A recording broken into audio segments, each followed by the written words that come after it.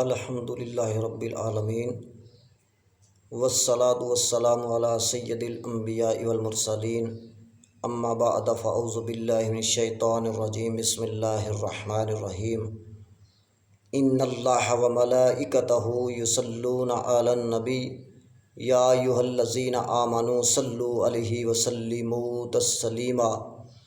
الصلاۃ والسلام علیک یا رسول اللہ وعلی آلک واصحابک یا حبیب اللہ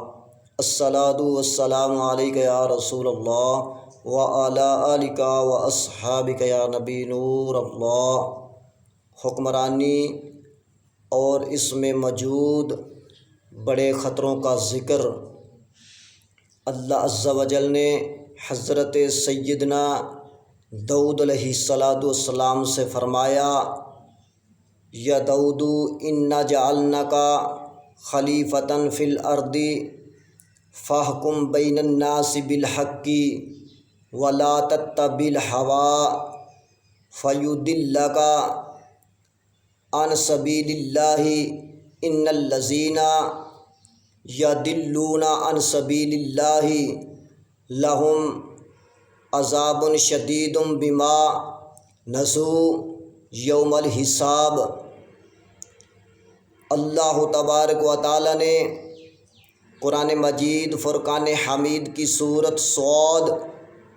آیت نمبر 26 میں ارشاد فرمایا کہ اے داؤد، بے شک ہم نے تجھے زمین میں نائب کیا تو لوگوں میں سچا حکم کر اور خواہش کے پیچھے نہ جانا، تجھے اللہ کی راہ سے بہکا دے گی۔ بے شک وہ جو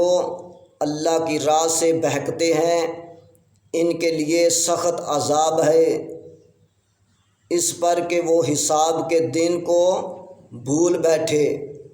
تفسیر میں ہے کہ خواہش کی پیروی یہ ہے کہ اگر تمہارے پاس دو فریق فیصلہ کے لیے آئیں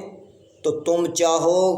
کہ حق اس کے ساتھ ہو کہ جس کے لیے تمہارے دل میں محبت ہے۔ حکمرانی نہ مانگو۔ حضور نبی کریم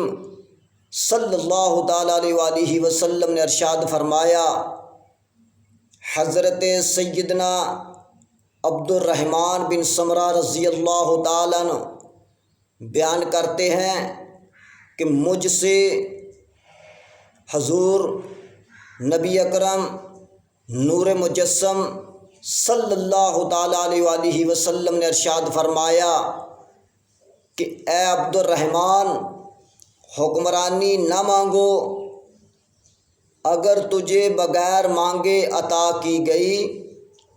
تو اس پر تیری مدد کی جائے گی، اور اگر مانگنے سے عطا کی گئی تو تجھے اس کے سپرد کر دیا جائے گا۔ حضرت سیدنا معقل بن یاسر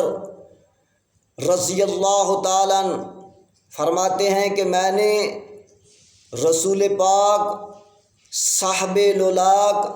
صلی اللہ تعالیٰ علیہ وآلہ وسلم سے سنا کہ جسے ریا کا حاکم بنایا جائے اور وہ خیر خواہی کے ساتھ